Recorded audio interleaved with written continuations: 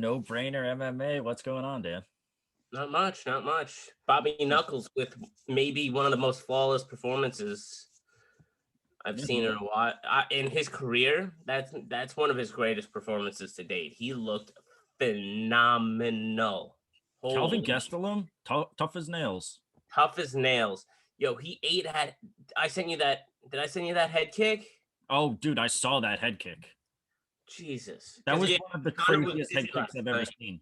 Yeah, Hunter had some shit he had going on. Oh, and as promised, the Sugar Sean hair is in with the straight back. It looks great, actually. I've decided we'll let the community decide. Do you want to wait till we get monetized, or do you want to wait till like 250 or something? Because I'll get the colors in, but that's going to be a lot of work and it's going to cost a decent amount of money. But so why don't we say 500? Maybe 500. Yeah. Yeah, I want to throw out a quick shout out to who did my hair. You guys can check her out on Instagram. Her name is Letitia from what's the place called? Sky's the Limit Dry Bar. You can find her on IG at Sky's the Limit, capital S _ Dry Bar, all lowercase. She's in Middle Island on Long Island, New York. And she does a great job. Anyway, I was just talking to Connor, like last night's card wasn't the best. It was below average on the year. But this week, we are going to be spoiled. We got some great fights. All right, Dan, let's get right into this. We good? Yeah, let's get into it. Naliang versus Ariane Conley. Yep, we got some Chinese fighters coming up. I think 3 in a row or something like that. A lot. It's awesome. Liang is making her UFC debut, has a 15-4 MMA record, and is currently on a 4-fight winning streak, all by finish. Most of her wins come by submissions. She's taken on Ariane Conley, who's 12-2, has a 12-2 record, and is coming off a UFC debut loss to Angela Hill back in September of 2019. It was a short notice fight, but she hasn't fought since. She wins most of her fight by KO. She's a Muay Thai fighter fighting at an Inside Muay Thai. I think size is going to be a big factor in this fight. Conley weighed in 3 pounds under the UFC strawweight limit. She weighed in 112 pounds for a 115-pound fight, and she's going to have a 7-inch reach. Height disadvantage. See, is that what it is? I don't even have the height. Is that what it's 7 inches? Yeah, and she's gonna have 6-inch reach advantage on her too. Naliang she's 24 years old, 5'9", 67-inch reach. Yeah, so I see about the same age, but Conley is 5'2" with the 61-inch reach. And if you watched our State of the Weight Division videos, this is a point where I say a woman's atomweight division would be beneficial, because this girl's coming into this fight super, super undersized. Yeah. So I'm gonna go with Liang in this one. I think size is gonna play a huge factor in it, and she's just bigger. And I agree. And she's good too. Not to say like taking anything away from her skills. I think she's good too. I agree wholeheartedly. I think that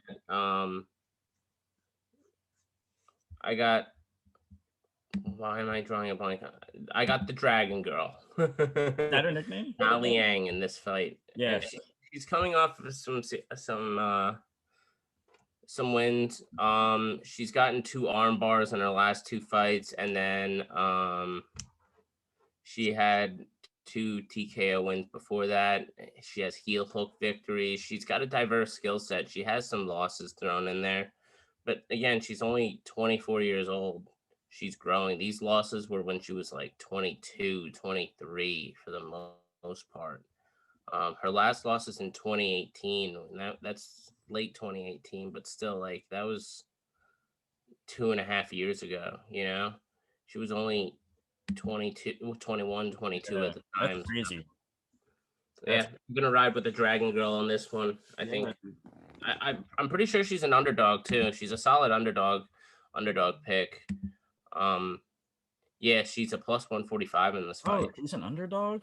Yeah, I just think she has so much size on her. I'm Yeah, gonna. that's a solid underdog. I might want to put something on that quick. All right. Do you want to do the next one? Or do you want me to do it? What's the next one? Kweilyn versus Jeff Molina. Yeah, this fight. Let's see. Let me pull it up. It's a flyweight fight, and we got another Chinese fighter in here. Yep. Second already on the card. Kweilyn Aori, 27 years old, 5'7", 69-inch reach. He's fighting out of Inner Mongolia, China. I don't know what that even means. I don't even know if any. I've never heard of that gym before. Yeah. He hasn't. He's has fights with Kai Kara France. He lost a unanimous decision to Kai Kara France back in 2017. Oh, that's crazy. Yeah, so this guy's fought some high level competition before. He's going, and I feel like the UFC is trying to build up their Chinese fighters, giving them pretty good matchups. Jeff Molina, El Jefe, on the other hand, 8-2 record. He started off his career 1-2 and has gone on a 7-fight win streak since then. So that's definitely pretty impressive. This is a fight where I'm not really sure who gets their hand raised, like, and the odds are really reflectory of this. This fight I would stay away from at all costs. This is my first, like, there's two or three, there's like I think 3 fights on this card that I would really stay away from, and this is one of them. I just want to see how they match up, and I don't really know where Aori is really at when it comes to UFC competition. But I will take Aori in this fight. He has more experience. He's fought high level competition, Kai Kara France as an example, and he's on a pretty nice winning streak, and he's been finishing fights outside the UFC in foreign countries. So I'm going to take Aori in this fight. It's a flyweight fight, and doing the statistical research on flyweights, a safe bet might be a decision, but who knows? Maybe this guy comes in and will shock you and give a nice little finish in the fight. So this fight's really just gauging where this guy's at for the future. So that's why I'm going to stay away from it personally, and yeah. I would advise bettors to stay away from this one as well. Yeah, but you're rolling with Kweilyn. Yeah, Aori. Yeah, Aori. Yep. Yeah, Kweilyn holds an 18-6 MMA record, is on a 6-fight winning streak, is making his UFC debut against Jeff Molina, who's 1-0 in the UFC and is coming off a win over Jacob Silva on the Contender Series. Mm-hmm. Fights out of Glory MMA with James Krause and is currently riding a 7-fight winning streak, winning mostly by submission. Kweilyn prefers to keep the fight on the feet and wins mostly by decision. Yeah, he's has some great cardio, isn't afraid to go into the later rounds. This fight is tough to call. Both guys are relatively unknown on the larger scale promotions. But after watching some tape, I think Kweilyn has some trouble on the ground, although he is good at getting out of those situations and back on his feet. So I am going to go with Molina, but both guys have a path to victory. Molina's being taking the fight to the ground and Kweilyn's keeping it on the feet and taking it to the later rounds. But yeah, this is tough. I don't know what to think of this. But yeah, it's a tough one because I mean, this fight will show us where we're gonna have Aori in the future. You know, right. Right now we're at an iffy stage for him. So, you know, Agreed. Who really knows? Yeah, it's tough. It's a tough matchup, and yeah. I get why. Is it a pick'em, Dan? What's the odds? It's 115 and 110, minus 110, minus Yeah. 115. Like it's like it's basically a pick 'em. Yeah. Yeah, that's tough. I won't be going. I'm not doing anything to this fight. Yeah, I'm gonna sit and observe, and I'm gonna see this guy's skill set in the big show. Totally. But we're disagreeing, right, Dan? You're going Aori and I'm Molina. Oh, you're going Molina. Yeah, I'm going Molina, dude. Interesting. Yeah, man. Crazy things. But hey, it is what it is. All right. Move on to the next one. I got the Kazula Vargas versus Rong Zhu. Is that right, Dan? Yes, sir. All right. You know I'm gonna agree with you on this one. Yeah. I texted Dan. I just we'll get into it. I'm gonna start with Kazula Vargas though. 0-2 in the UFC. His last from a DQ from an illegal knee against Rodrigo Vargas. What is it? Rodrigo Vargas. Rodrigo Kazula. Okay. Yeah. Okay. This one is calling it. I'm on like the UFC stats website. And it's calling him Kazula. Kind of like Loopy. Yeah, exactly. One of those things. And Loopy won that fight, by the way. Yeah. These judges fucked 3 fighters last night. Fucked 3 of them out of wins. Dude, I saw it. I couldn't believe what the shit that happened when I looked at it this morning. Crazy. Fucking ridiculous, man. But yeah, like I was saying, Vargas is coming off an illegal knee win against Brock Weaver in a fight where he was winning like kind of one-sidedly, and Brock Weaver's been cut and everything. So, and the other UFC loss was a really boring fight against Alex De Silva, where Silva just took him down and laid on top of him, and Vargas couldn't do anything about it. Just really showing a huge hole in his game. With Silva getting 12 total minutes of control time in that fight.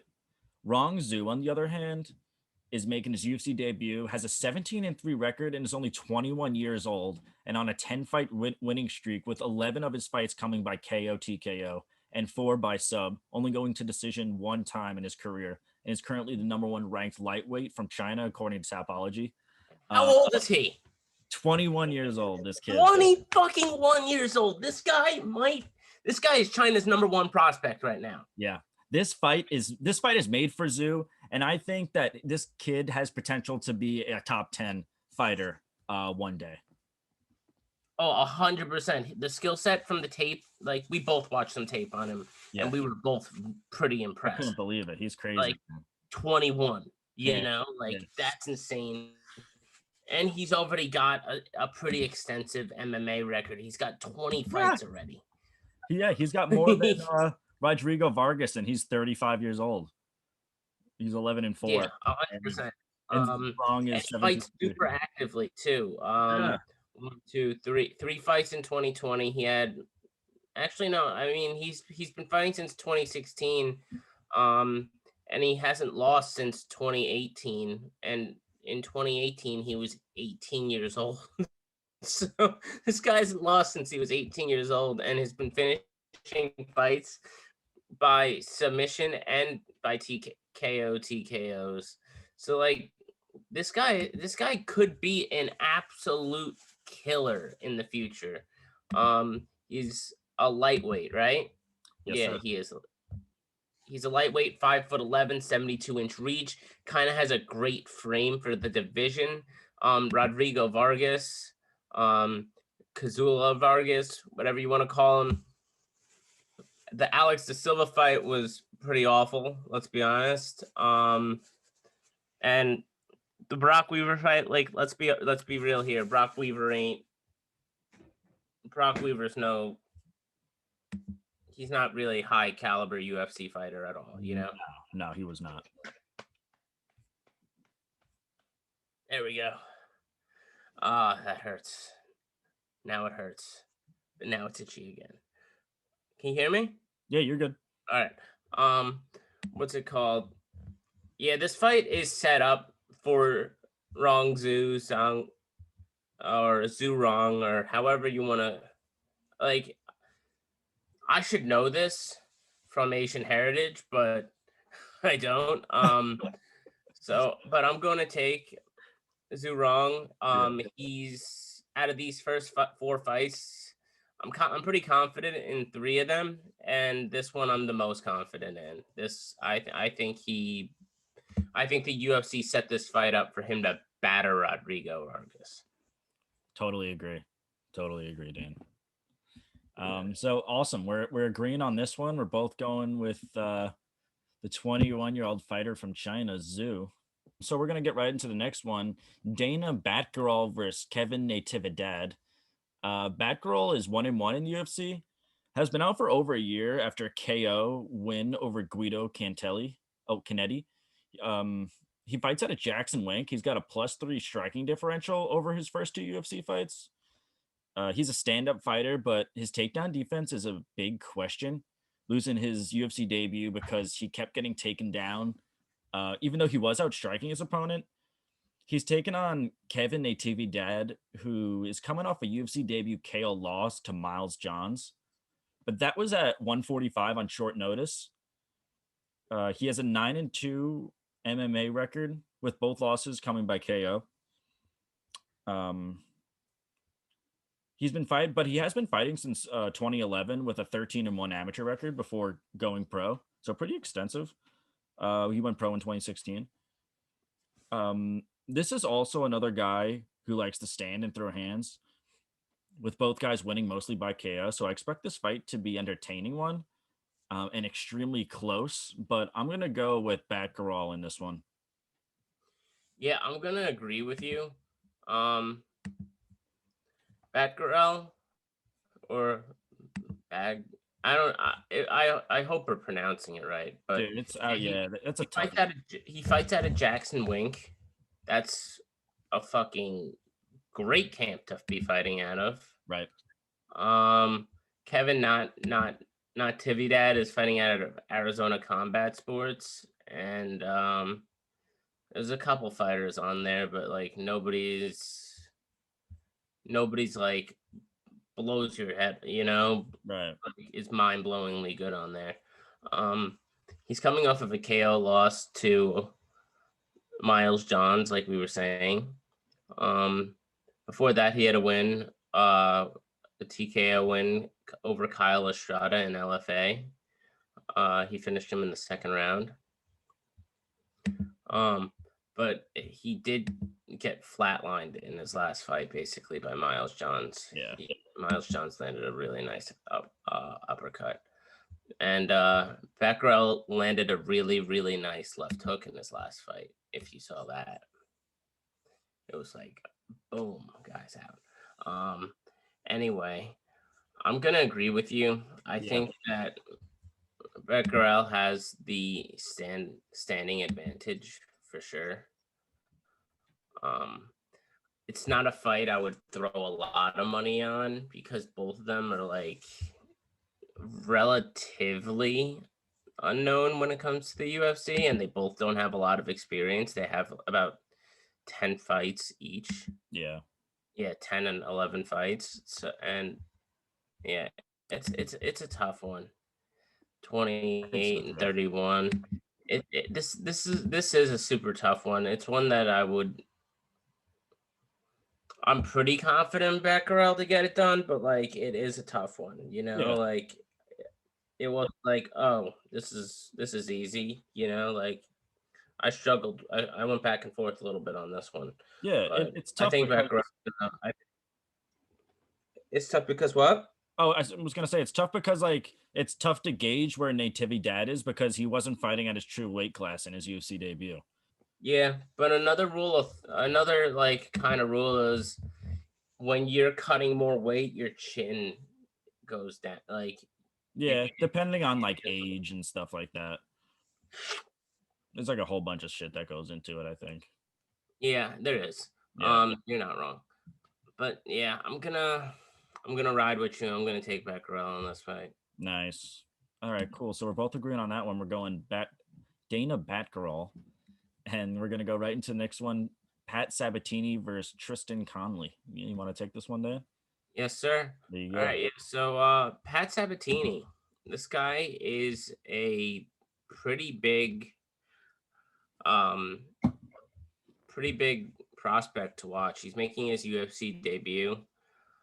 He was supposed to fight back in February against Rafael Alves. Yeah, I remember that. But the fight fizzled out. His last loss was to James Gonzalez, but that was due to an arm injury. So I wouldn't count that as a real loss. And his last loss before that was in 2018, which was a split decision loss to Jose Mariscal. And I didn't see the fight. Mhm. It was 3 years ago, and then his first loss was in 2015 by unanimous decision, but that's 6 years ago at this point. He's 30 years old. He's entering the prime of his career. He seems to be pretty well-rounded. He's headlining these Hate Fury Fighting Championships. He's been headlining those, so he's definitely a pretty big prospect to watch. And he has been technically fighting basically in the minor leagues for the UFC, and he's getting his call up right now. He's fighting against Tristan Boondock Conley. He's coming off of a 5-fight win streak himself, with his most recent win being a unanimous decision win over Michel Pereira, which is pretty impressive. But that was back in September of 2019. Pat Sabatini's been more active, as he fought back in December. He fought 3 times in 2021. 2020, not 2021. But anyway, yeah, Pat Sabatini's like a submission expert. Basically, like most of it, like besides one, I think 10 like almost all of his finishes come by the way of subs. 10 wins by sub. Yeah, he's definitely an intriguing prospect to watch, but at -200, which are he's a -200 favorite. It's a fight that you might want to throw in a parlay, but not bet straight up, Yeah. Tristan Conley on a killer win streak, over the Michel Pereira. He just got to solidify this will really solidify where both guys are at. And this is one of the other ones where I'm like, I might stay away from it. I like Sabatini in this fight, but like not at the number where it's at. Like -200 is a little high. Right. That means people are really thinking Sabatini is going to come in and be a beast.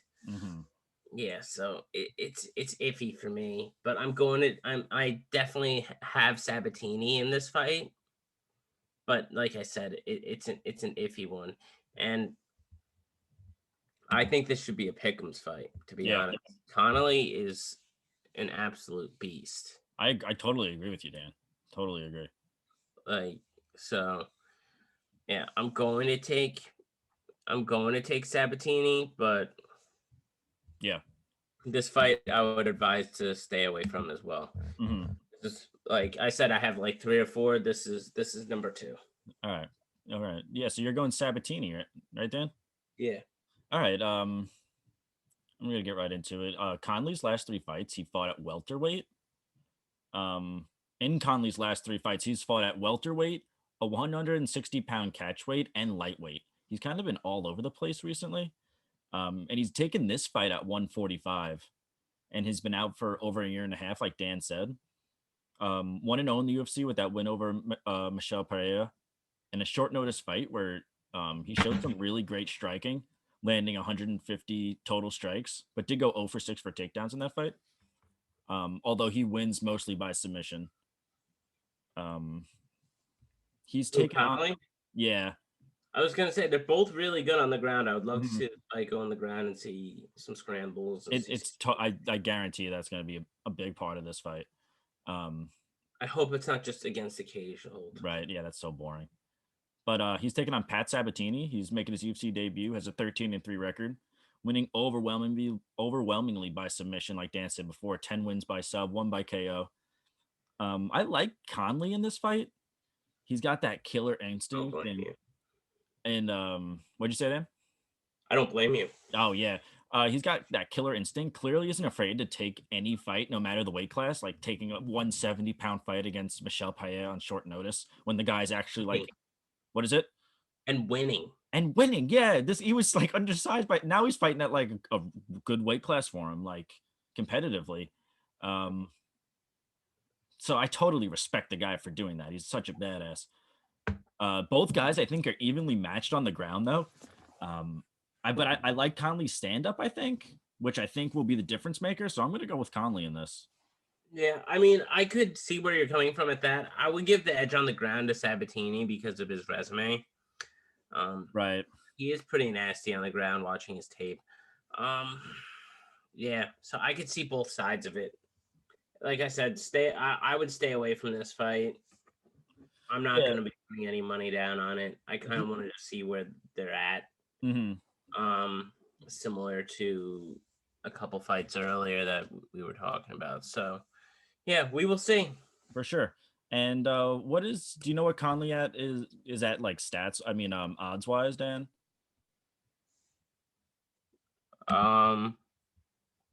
I know Sabatini's a minus 200, so I'm assuming. Let's see. I got it. He's a plus 175. Yeah, that's pretty 175. Good. I like 170. that. Up plus 210. Already a couple of good underdogs. Awesome. Yeah, but wait till we get to the main card. Yeah, exactly. We have my favorite underdog of all time, maybe. All right, so we're disagreeing on this one. Dan's going Pat Sabatini. I'm going Tristan Conley. And we're going to move right into the next one. Brendan Allen versus Carl Roberson. Yes, sir. All right, cool. Brendan Allen, 4-1 under the UFC umbrella with wins over Kevin Holland, Tom Breeze, Kyle Dawkins. He's coming off his first UFC career. Kevin Holland.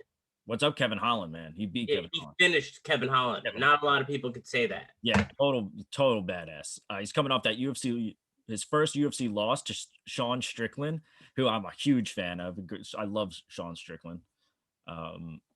He wins mostly by sub, although he's definitely not afraid to strike, but takes a little bit too much damage, in my opinion, which I think is his biggest downside. He's taken on Carl Roberson, who is 5-3 in the UFC and is 2-2 in his last 4, only really losing to really tough competition, Glover Teixeira, Marvin Vettori, in his last 2.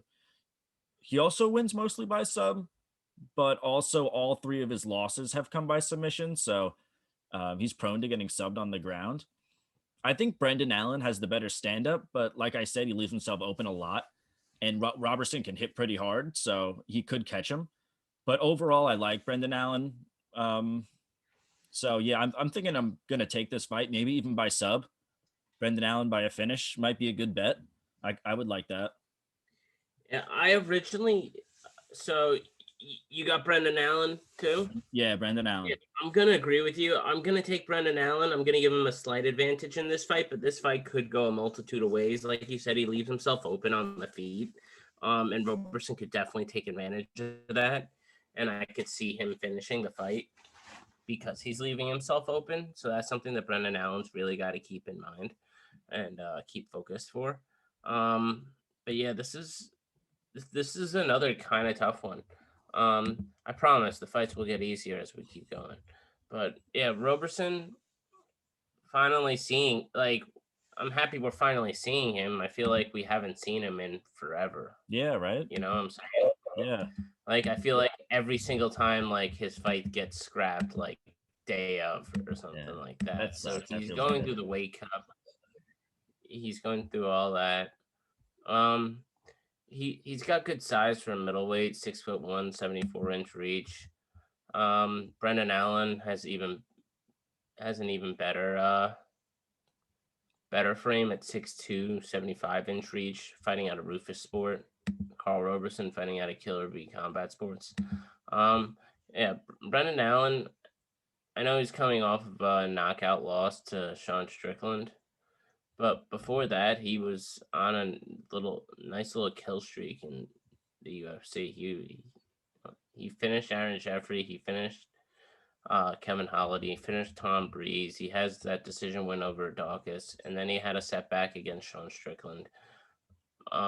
Roberson, like you said, Last loss was to Marvin Vettori. He got subbed in the first round, but he lost to Glover Teixeira also, and what's it called? Had a split decision win over Wellington Turman in a pretty close fight. And then he subbed Roman Kopylov in November 2019. So Roberson's he's definitely a tough dude, and he's a solid game opponent. I would say he definitely does have the edge on the feet, but I think Brendan Allen's able to drag him to the ground.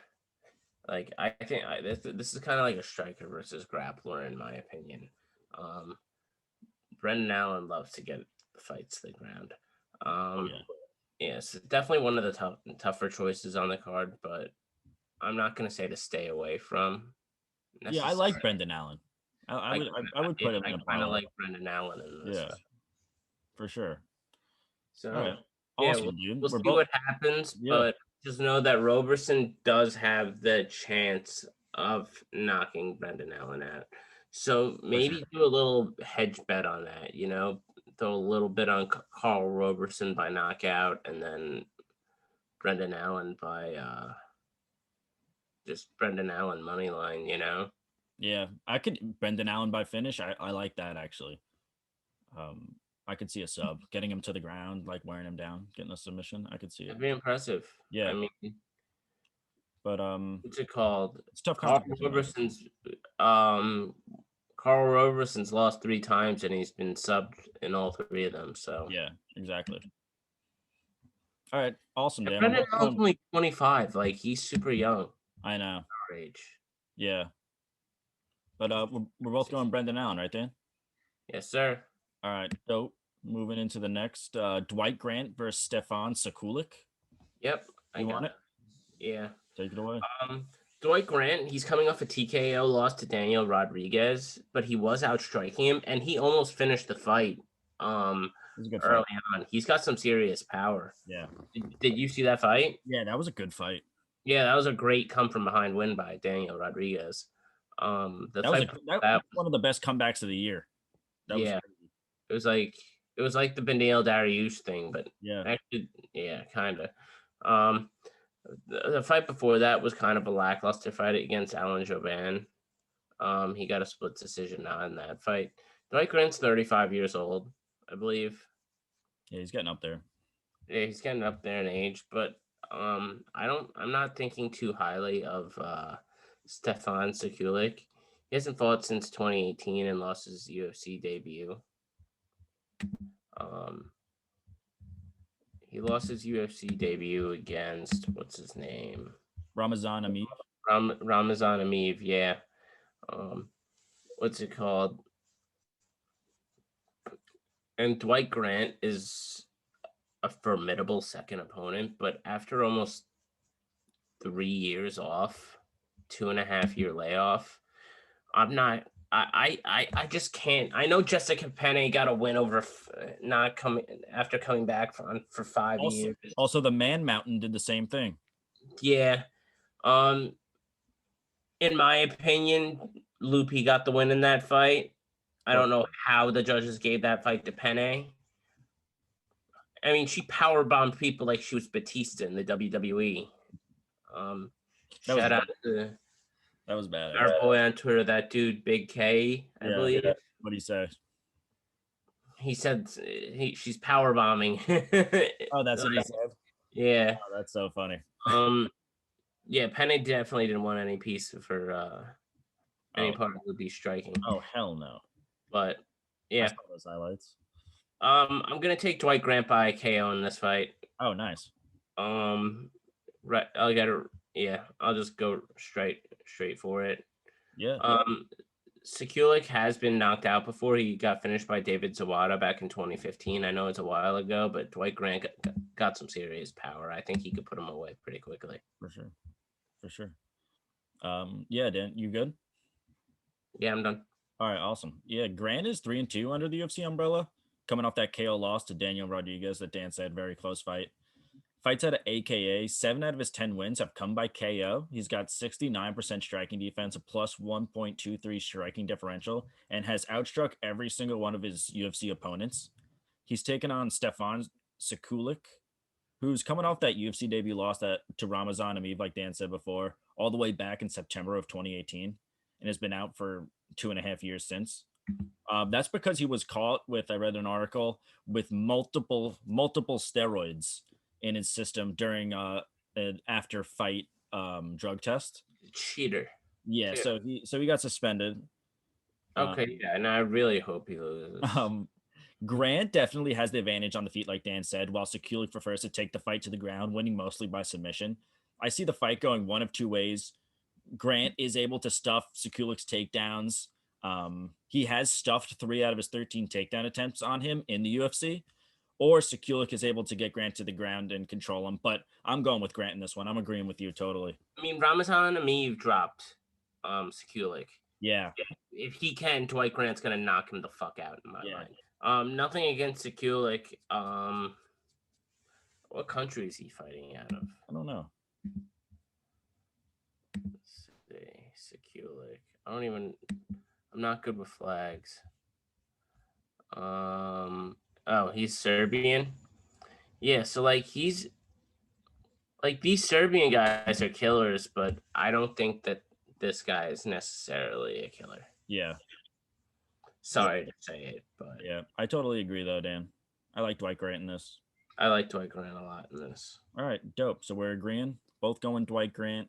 The next one is Alex Oliveira versus Randy Brown.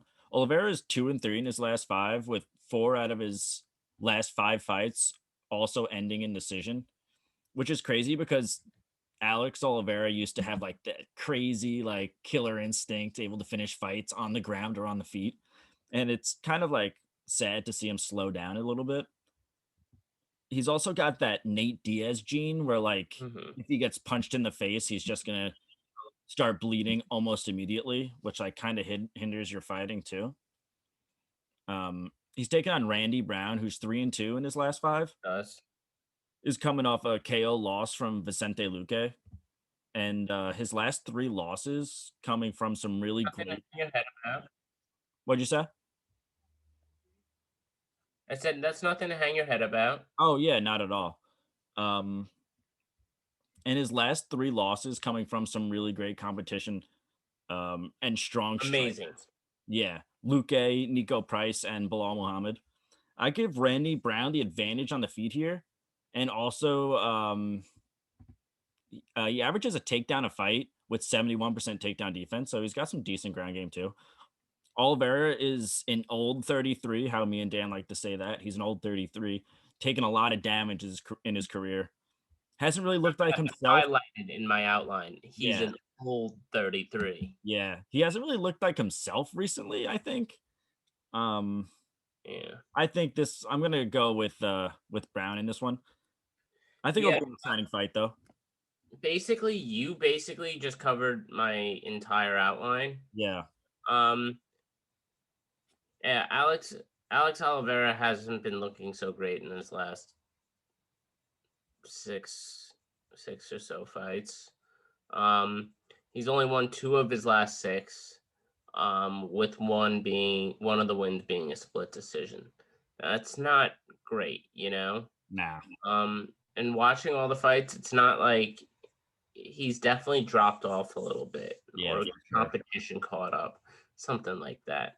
Randy Brown has been quietly in the UFC for like 5-6 years, and chipping away. He's solid, you know, like he flies under the radar like super hard, which is pretty cool. Like he's just like a dope fighter that nobody knows about, and I think that he's kind of a lock in this fight. I like the sound of that.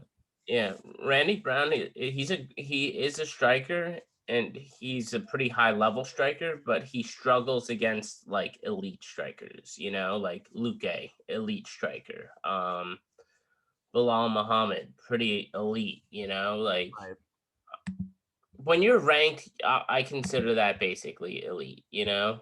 And then he was he was on the wrong side of getting hammer fisted from the bottom and getting finished in a fight.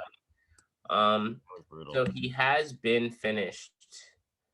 So the chin is questionable, but I don't think Cowboy Oliveira like has the power that some of these guys have, like For sure. like Vincente Luque and well, the Nico Price one was just a weird fight, but still. Anyway, I'm gonna take Randy Brown. He's probably my prelim lock of the night. Nice. I got the Jamaican man. How old is Randy Brown? I think he's He's 30 years old, but he's a young 30, like he's been finished a couple times, but like nothing that crazy. His record's kind of ugly, but he's got he was 5-0 when he came into the UFC, and now he's 12-4. Yeah, so he's 7-4 in the UFC. It's great. 7-4 in the UFC is good. That's amazing. Yeah, no, that's amazing. That's a solid fighter right there.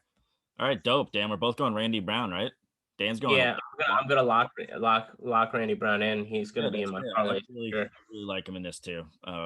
Awesome. We're gonna go right into the next one. Anthony Smith versus Jimmy Crute. Take it away, Dan. Oh man, I am. This is another near lock for me. Oh yeah. I think we're gonna agree. What's it called? So Anthony Smith, what's his Lionheart? What's his takedown defense? I know the number, but just all right, there you go. Guess what it is without looking. Oh, okay, without looking. I would say 50%. It's 51%. That's not good. That's not good. That's not good. Yeah. That's not good at all. Jimmy Crute's a great all-around fighter, but he's a he's a wrestler, he's gonna take down. For sure. Another case. We say this happens every week, if not multiple times a week. I was actually explaining this to one of our followers and great member of our community, Casey, last night. I was telling her how like the UFC feeds these younger, hungry guys to fight these older guys with a bigger name, right? Because they could afford to pay them less because the older guys are getting paid so much money. Yeah, try to get them out. And a good way to get rid of that is by having them lose a bunch of fights in a row, and then they could say, "Oh, you're not UFC caliber," and then they cut them, which is kind of fucked up. Like they've been doing it with Arlovsky in like every single fight, and Arlovsky's secured that W. Yes. Yeah, he's like 43 years old. Yeah, I love Andre Arlovsky. He wants to keep fighting for a couple of years too, which I don't know how I feel about that. Yeah. But anyway, Jimmy Crute. I love Jimmy Crute in this fight. Anthony Smith has 50 fights in his career. He's 32, but he is maybe the oldest 32 I have ever seen. He looks like he's 40. He fights like he's 40. Yeah, he does. That was a good win he got recently, though. Oh, over Devin the Brown Bear Clark? Yeah, that was quick. Oh, for sure. Yeah. But against like higher level competition, he's gonna fold. Yeah, he's gonna fold very quickly. Like Glover Teixeira, like I think the Glover Teixeira fight put him over the hill. Yeah, I didn't even see that coming in that fight. But yeah, Jimmy Crute is the young and up and coming. Yeah, like there's nothing new here. It's a matchup that heavily favors Crute, and Smith's iffy takedown defense doesn't help him out at all. Facts. And Anthony Smith has taken so much punishment. Recently got destroyed by Glover, like I was saying. Spitting teeth. Yeah, losing teeth. I think he's coming towards the end of his career. I see retirement looming. He better. I think Crute takes him down at will. He could maybe even get I could see a finish, or I could see a very, very one-sided unanimous decision. I'm gonna lock this one too. Is this the main card? Yeah, this is one of my main cards. So I'll just lock fights when I'm super comfortable. Like I'm not gonna do lock of the nights anymore. This fight's a lock. Right. All right. All day. Yeah. Anthony Smith, 2-3 in his last 5, had a couple of absolute brutal losses in 2020. Alexander Rakic and Glover Teixeira. Like we were saying before, where his teeth were just falling out of his head. His last 3 wins have all come by submission. He's got a minus 1.44 striking differential. He takes a considerable amount of damage and a lot of unneeded damage, to say that. He's taking Smith. Yeah. Yeah, like I said, those numbers are a little skewed due to ground strikes. You know, if somebody takes you down, they might land like 40 strikes in a round while But you're getting taken down and you're getting hit a lot still, no matter what, you know. But some of them might not be like super, super hard. So like that's why I'm saying there is a little bit of skewness in the numbers, but it's nothing crazy. Yeah, nothing crazy there. He's taken on Jimmy Crute, 5-1 under the UFC umbrella since joining in 2018. Excuse me. With his only loss coming from Mirsha Kirkunov. Crute has an extremely well-rounded game, crisp striking, heavy hands, and some really great grappling. Averages 4 takedowns per fight with 75% takedown accuracy. I think overall Crute has the advantage wherever the fight goes. But Smith is tough. He's like one of the toughest guys fucking maybe like to ever be in the UFC. He will never quit. And he's not going to make it easy for Crute, but I see Crute taking this. I think Crute takes it. Yeah, like Anthony Smith is tough. He's going to try, but I just too tough for his own good to say that.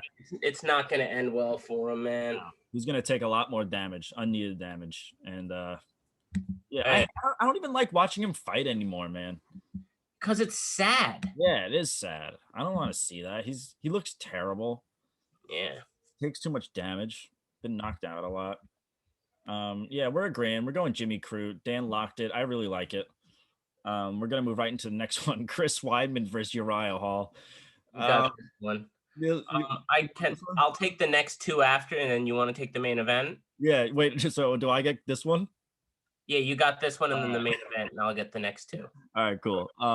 Yeah, Chris Weidman versus Uriah Hall. Super weird fight. I don't know. Another guy who I think should be retired. Chris Weidman, 2-2. Chris Weidman or Uriah Hall should be retired? Oh, Chris Weidman. Oh, yeah. Yeah, no, Uriah Hall still got it. Chris Weidman, 2-2 in his last 4. Both losses coming by KO. Has only fought once a year since 2018 and has been KO'd 5 times in his last 7 fights. Really questionable chin. But is coming off a win over Amari Akhmedov in a very close fight. A lot of grappling in that fight. He's taken on Uriah Hall in this one, who's on a 3-fight winning streak and 4-1 in his last 5, losing to Paulo Costa and winning 3 of those fights by KO. Both guys are the same age, just about the same reach. But I think Hall has a lot more left in the gas tank than Weidman. I think Weidman's chin is just compromised. I don't think you can get that chin back. And I don't think he has it off, that's what you need. Yeah, for sure. And he does. Yeah, fighting once a year, you do get, there's some time there. A lot of guys fight 3 times a year. But I see Hall taking this fight by KO. Another guy I think that is just taking too much damage. You get knocked out 5 times in your last 7 fights. That's crazy. Yeah. That's crazy. Crazy. Yeah, so I'm going Uriah Hall. Dan, what do you think? No bueno, I'm gonna agree with you. What's it called? So funny factor in this fight. What? They're both 36. Right. But who's the young 36 or who's the younger 36? Yeah, for sure. Well, Uriah Hall is like a pretty young 36. Yeah, I think so. Chris Weidman's like as old as you can get, 36, I'm surprised he's only 36, honestly. I thought he was like at least 40. Yeah, I mean, he's been like, he was champ, he had a solid run. He gave Anderson Silva my childhood hero, along with like Derek Jeter and shit. He KO'd him. Like, I was always an Anderson Silva guy over GSP. Right. When like those were the 2 top guys in the UFC, people were like, "Oh, I love GSP." I was like, "I love Anderson. Anderson Silva's my go." Right. Maybe GSP was probably the better mixed martial artist, but like Anderson Silva was my favorite. He was like 10 times more entertaining. Yeah, sometimes, and then sometimes he believed. Oh, depending. That's true. He did have a couple of terribly boring fights and very cocky fights. They were against people that weren't even near his level, so he just fucked with them the Yeah. entire time. Mhm. It was pretty disrespectful, but that's how he was. Yeah. And that's why I don't understand why people hate on Izzy, because Anderson Silva and Izzy are very similar in a way like that, you know? Like they both are like, I wouldn't say cocky, but like, you know, they'll coast at times, you Yeah. know, when they know they're winning. I think Izzy deserved it, but I hate when fucking Michael Venom Page does it. I mean, that's just his style. Like he's been fighting like that since he's come in. He's just He a was fucking definitely influenced by Anderson Silva. Oh, he just copied his entire fucking shit. But dude, what he did to Cyborg's skull, Yeah, that was badass. he's That a was, great fighter. that was a while. He is good. He is good. He's just a fucking douche. Well, anyway, getting into this fight, I really don't like Chris Weidman. Obviously, he's a local guy Right. But for us, yeah. for us. Hofstra alumni. Yeah, I was gonna say he went to Hofstra. Crazy. Like I thought about going to Hofstra. My school's like 20 minutes away from Hofstra. Yeah. He's fighting Uriah Hall. So I'll get right into my breakdown. Uriah Hall, he was like, you remember the tough season. Oh, dude, that's the Son of greatest knockout ever. Yeah, I would say Uriah Hall had the most hype behind him as a tough fighter of all time. Agreed. I've never seen somebody with that much hype. Yep. But he never really lived up to those expectations, obviously. He's had some seriously notable wins over his career, most recently over Anderson Silva, where he stopped him, but that's an old Anderson Silva. That was his last fight. Von Lewis. Nope. Yeah, he knocked out Christoph Jotko. He knocked out Gegard Mousasi. Not a lot of people could say that. That he's got a win over Thiago Santos, Chris Lieben. Like he's got serious wins in his career. Yeah. Losses to Robert Whitaker, Derek Brunson, Gegard Mousasi, and Paulo Costa. He doesn't lose unless it's cream of the crop type of competition. True. Dude, look at the odds. And Chris Weidman is, I mean, he's local, but I'm always going to hate Chris Weidman because he's the one who ruined Anderson Silva's career. Right. So I'll always have that little bit of hatred towards him, but I'm not throwing any of that into this fight or the breakdown. You could be the biggest Weidman fan ever, but you can acknowledge that he's over the hill in his career. He's been finished by very high level competition brutally. But he's still my son. What? But he's still my son. That's still my boy. Is that what it is? And he's still my boy. But yeah, so let's just break down 2015 and on. Yeah. There was that infamous Luke Rockhold like spinning back kick that fucking ended up getting him absolutely destroyed. I think that was that's still my boy fight. And then he fought Yoel Romero, where he got flying kneed into a different dimension with a very, very late stoppage, which probably caused some CTE. Then he got knocked out by Gegard Mousasi. He beat Kelvin Gastelum. Then he got knocked out by Jacare. Then he got knocked out by Dominic Reyes. And then he most recently won against Omari Akhmedov. And I thought Akhmedov was going to beat him, honestly. I think this is a retirement fight.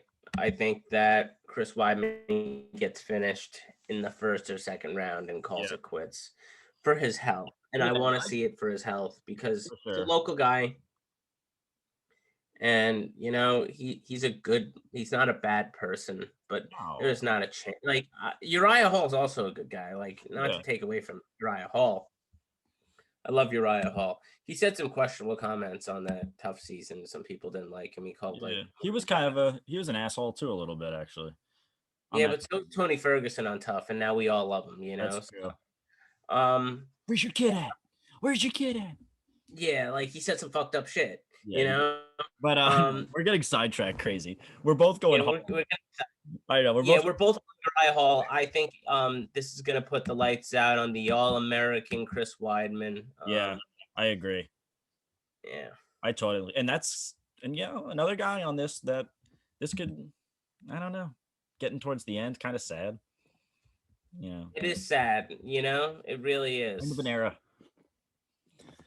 But what are you going to do about that? We're both going Hall, and we're going to move right into the next one. Valentina Shevchenko versus Jessica Andrade. Take it away, Dan. I am super excited for this fight. I think I'm more excited for this fight and the Rose Weili fight than the main event. Oh, really?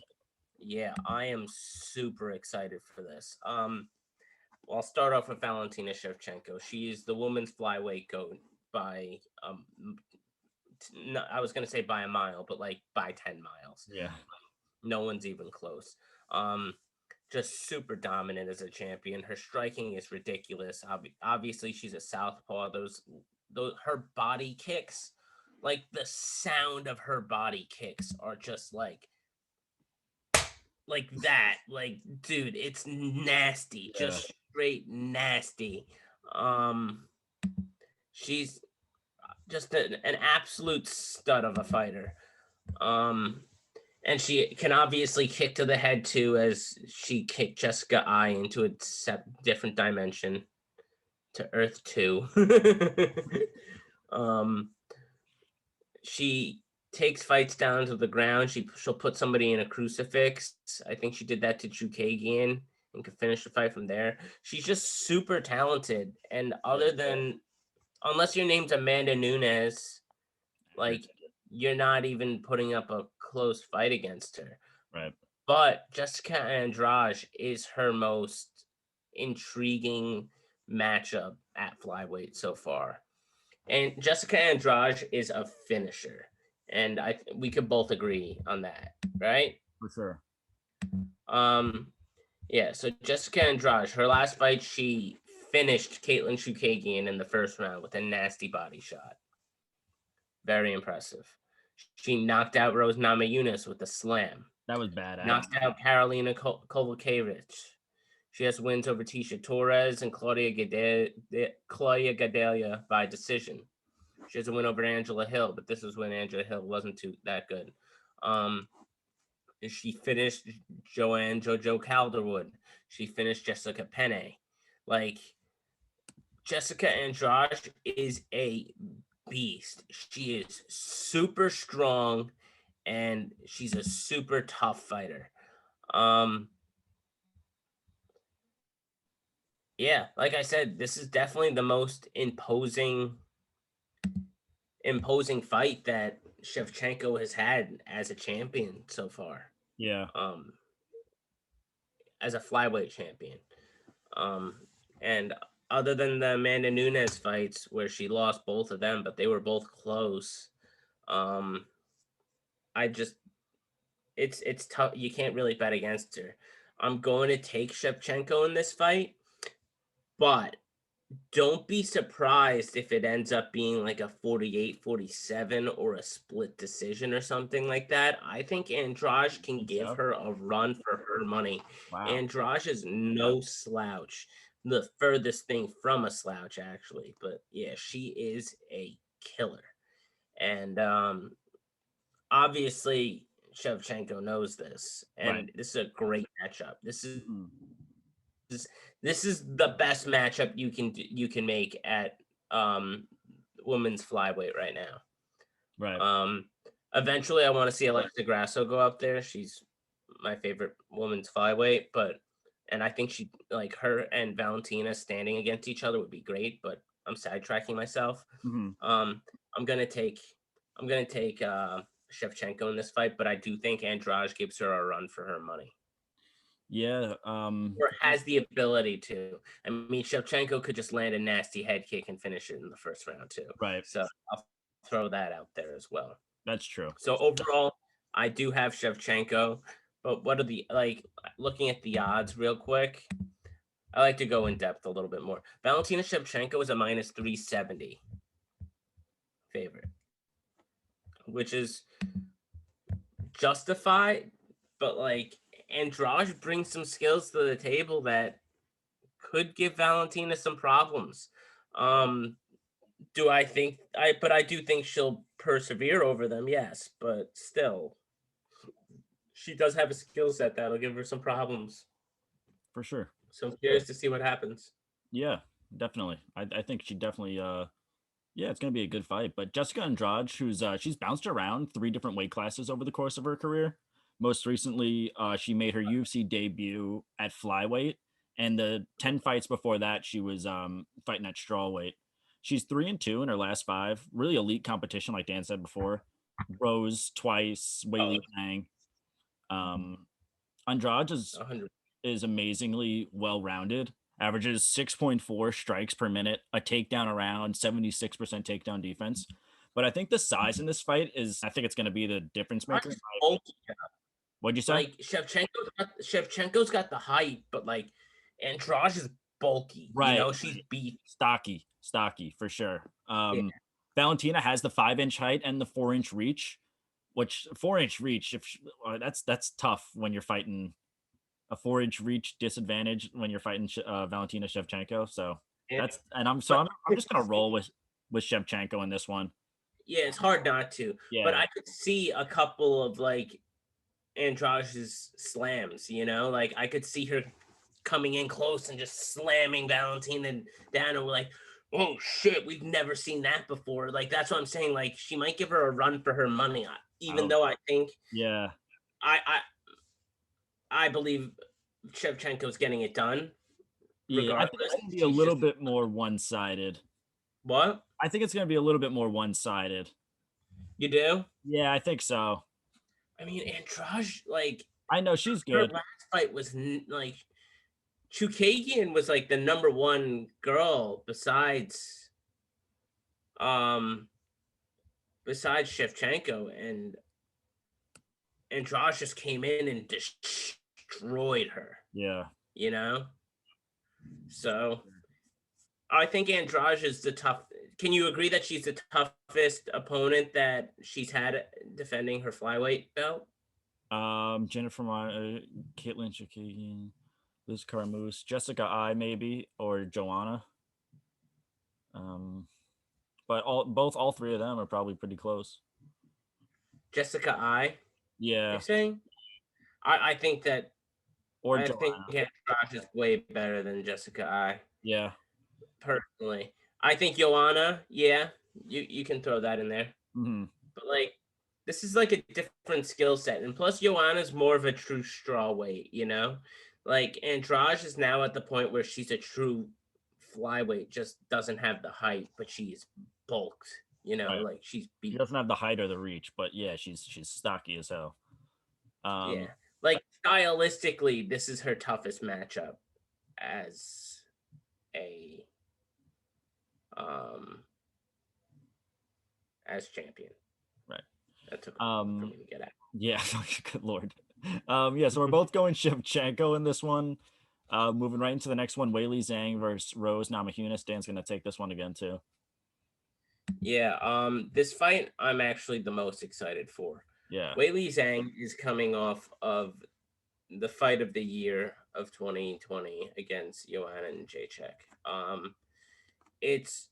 I don't know if anybody can like, you can't really even dispute it, you know, like that was the fight of the year, and I don't think it was.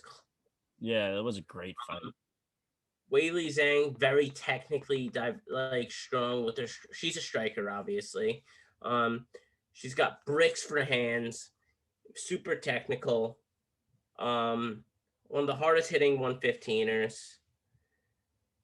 She mixes her the technique mixed with the power makes her one of the best strawweights in the world. Like when it comes to striking, like there's the big three in the strawweight division. And that's Weili, Rose, and Joanna.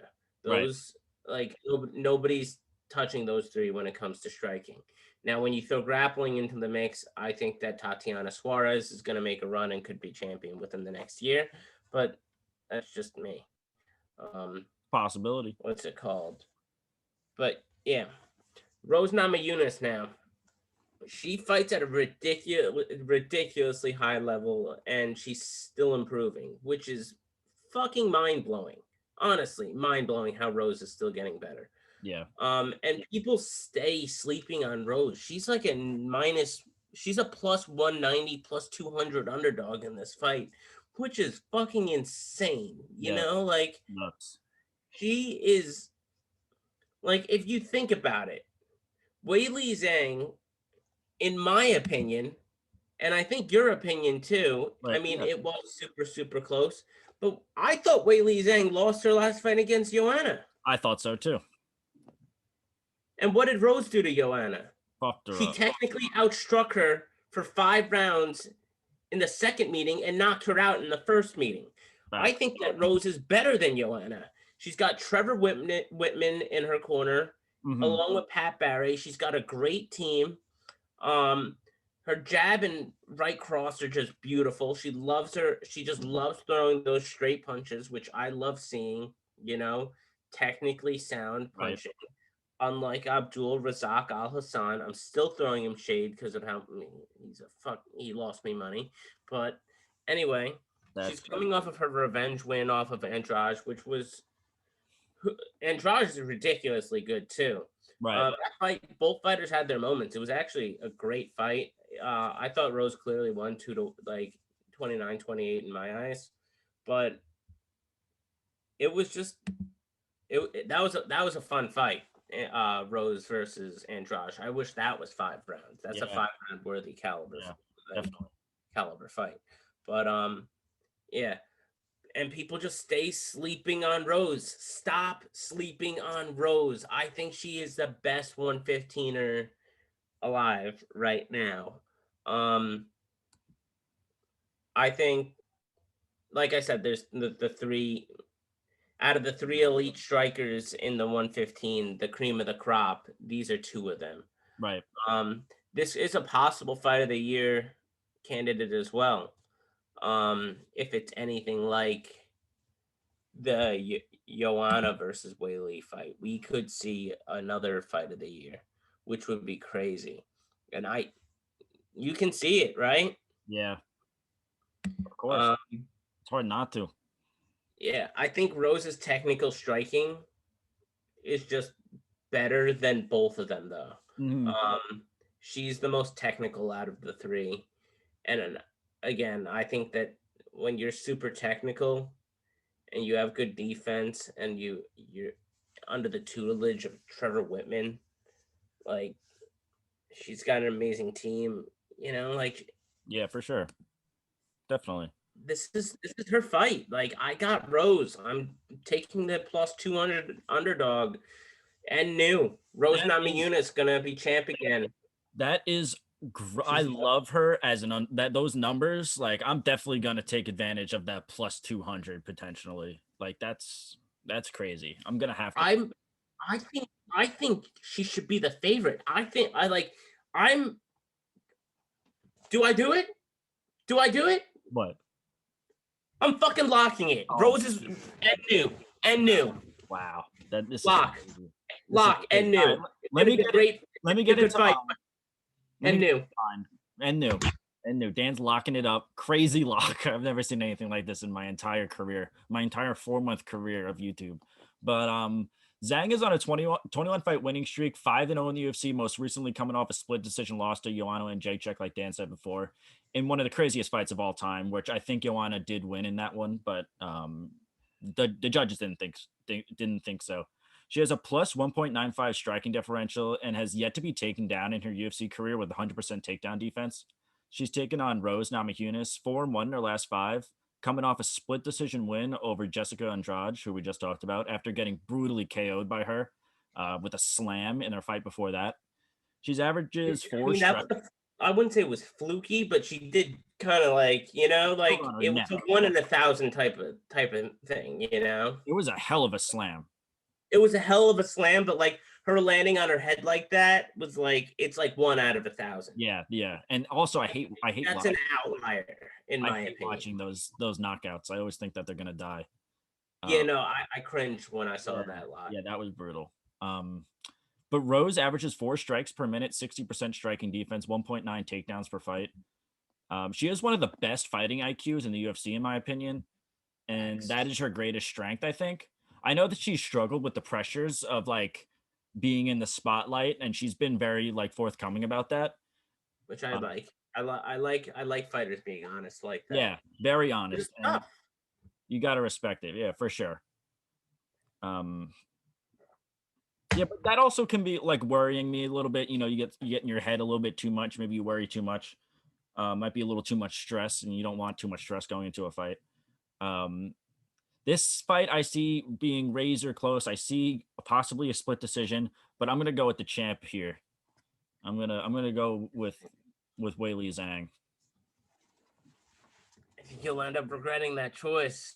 Yeah, I'm gonna put, but don't get me wrong, I'm gonna put money on Namajunas just because I really like that plus 200, and I think that she totally has a chance to win. So I'm gonna definitely take advantage of that. I think she will win. Yeah, calling it a lock though is just you're crazy. You're out of your mind. I I went crazy. I mean, hey, last time I had a little crazy lock, it was Alexa Grasso over Lacey Barber. Everyone said I was crazy for that one. That's true, and we're still here. We're gonna disagree on this one. Dan is going with But you could say it's razor thin. razor thin. We're disagreeing on this one. It's razor thin. I'm going Weili Zhang. Dan's going Rose Namajunas, and we're gonna go right into the main event. Fight of the year. Oh, I could see it. I could see it potentially. For sure. The next one I don't know about. Kamaru Usman versus Jorge Masvidal 2. So next, what'd you say? The main event. The main event. Take it away. Yeah, so we got a rematch. Masvidal took the last fight versus Usman on like a week's notice and lost via decision, unanimous decision.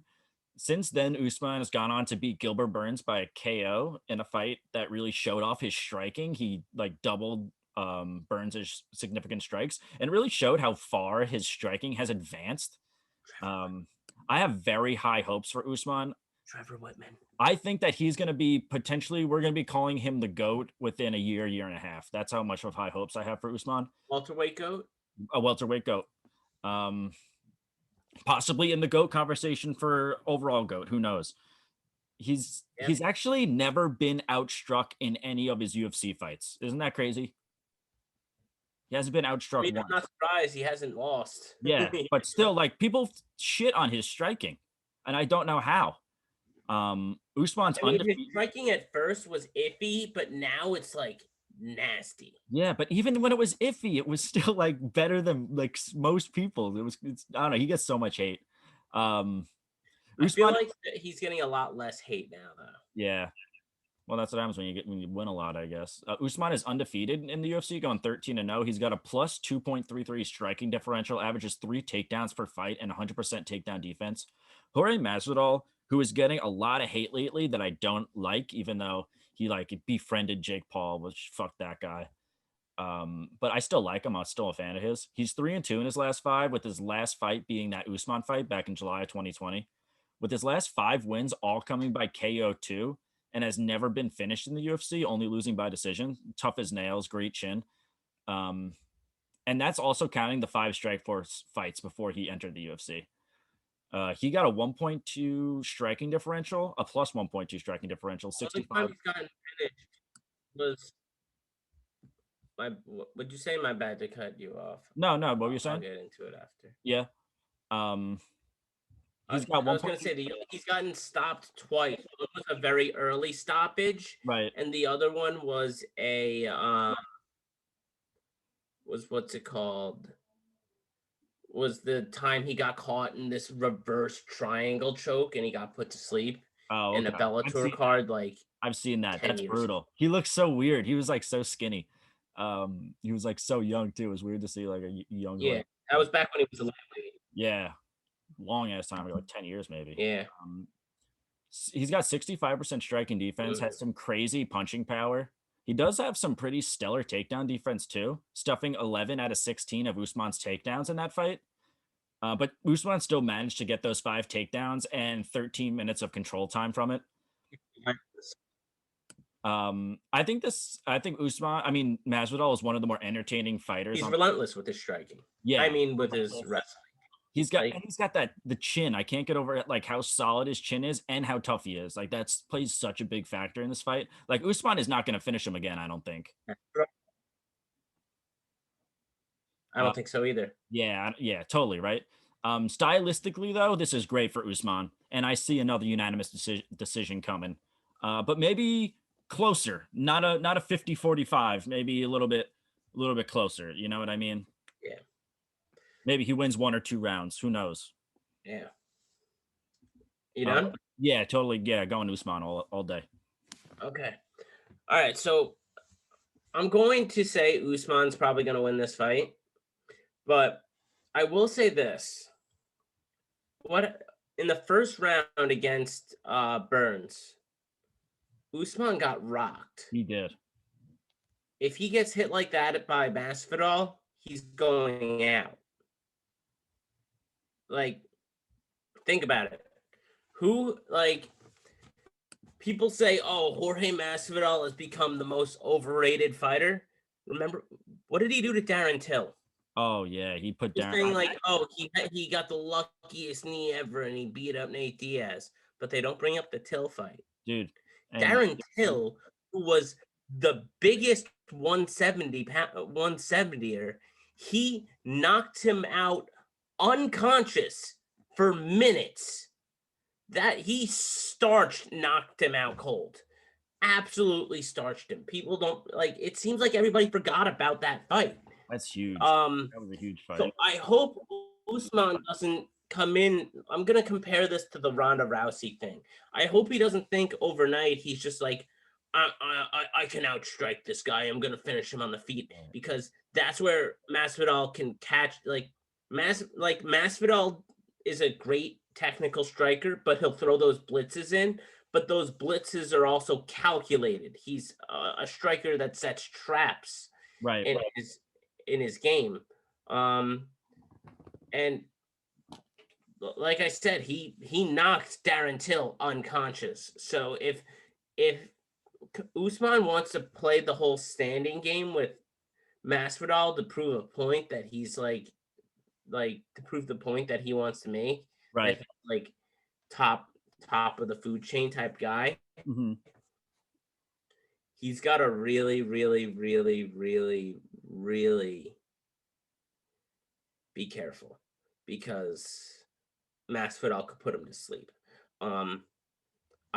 What's it called? And I'm also really liking the odds for Masvidal plus 325.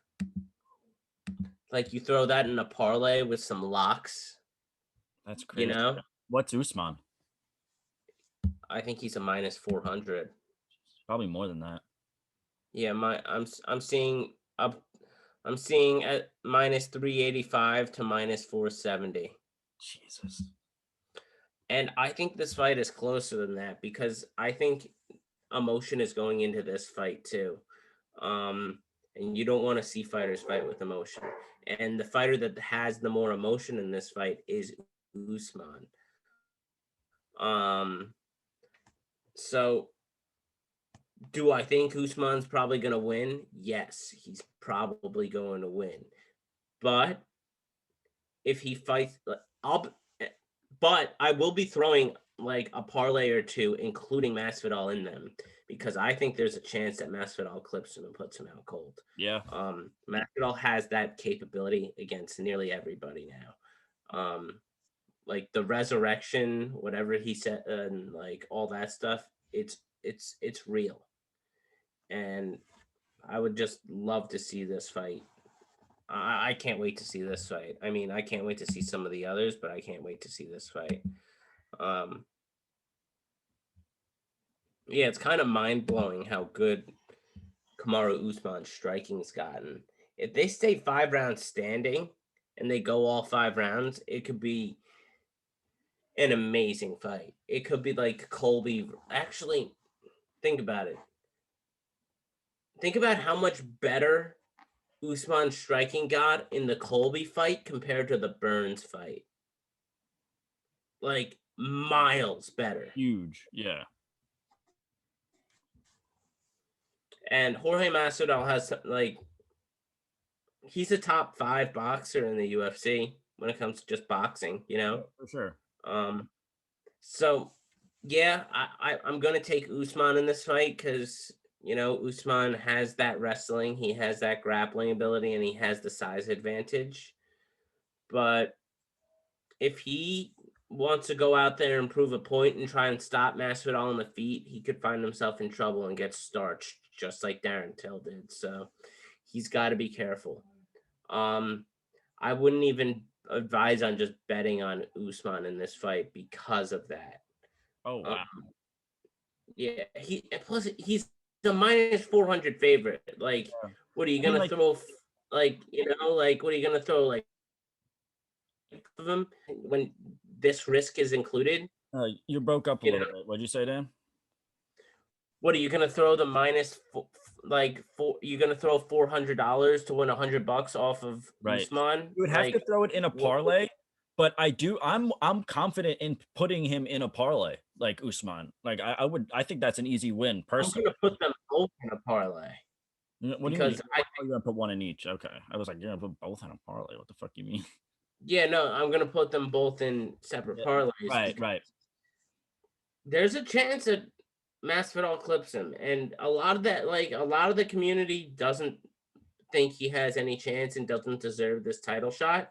And I kind of agree. I don't think he necessarily deserves this title shot, but the UFC is trying to sell tickets right now. Facts. And this fight with the name value, it will sell. So I see why they made it. Do I think that somebody else should maybe be fighting? Yeah. But, you know, like it doesn't matter, you know, like it just. Well, Jorge Masvidal took the fight on a week's notice last time. He deserves it, and I think he deserves the rematch. Yeah. He does. He does. He looked, and he in that fight he also looked gassed after the second round. Like I know, but like he still like managed to take him all 5 rounds, you know, and like kind of like didn't really do too much damage to him either. Masvidal is one of the toughest guys in MMA in the UFC's history. Yeah, facts. That's why I like if Usman finds a way to finish Masvidal via strikes, color me like I'll hop on and say he's the GOAT. All right, cool. I'll say he's better than GSP if he could finish Masvidal on the feet. I seriously think that we're going to be at one point in time we're going to be calling Kamaru Usman the GOAT of just at UFC in general. Honestly, I honestly think that. Really? Yeah. I hated him not too long ago, but I really respect his game. And we're both agreeing, Dan. We're both going Usman. Yeah.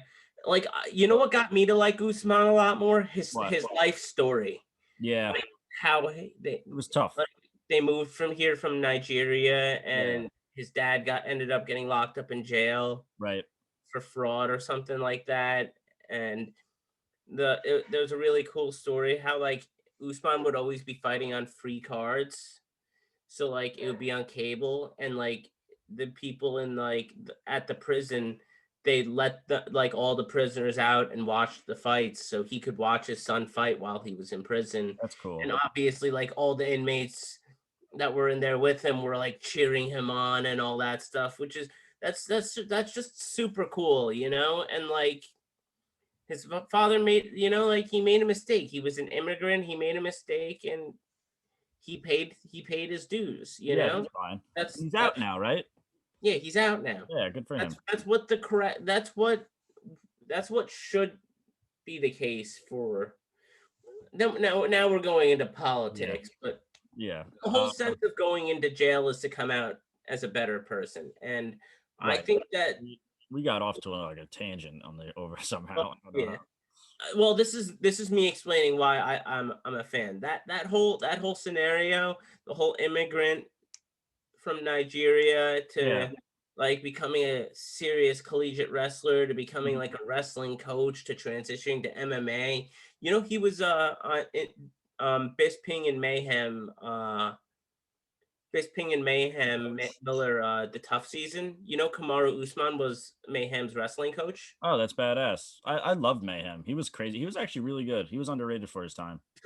Before he was even in the UFC, he was a wrestling coach Yeah, on The Ultimate Fighter. that's great. And now look, I didn't know that. he a champion and a dominant champion at that. Yeah, that's nuts.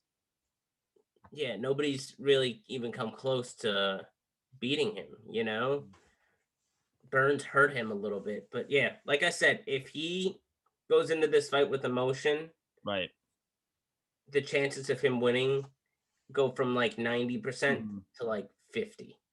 All Like right. he'll cut it in half. But if he goes in there and employs a great game plan, which he should be doing, he's under Trevor Whitman and Mhm. he's got some great coaching. He's actually going to have Francis Ngannou in his corner as Oh, that's well. cool. I'm gonna give it to I'm gonna give this to Usman. All right. Yeah, I'm totally agreeing. I'm giving it to Usman too, Dan. But hedge your bet. Yeah, hedge your bets. That's because gonna wrap Masvidal up. is such a massive underdog and he has the capability. Right. Yeah, but totally, we're gonna agree on that one. We're going Kamaru Usman, and that's gonna wrap up. What is it? What is this? What is this UFC called? 261. Yeah, UFC 261. UFC 261. We got three Breakdowns and predictions. Thank you for the 100 subs yet again. for I sure. got the Sugar Sean hair for you all. All right, fans. Back? Oh, yeah, no, we're not done yet. I thought we were done. This is Sean in the back. There you go. You'd be proud, Dan. It's so itchy. You got to.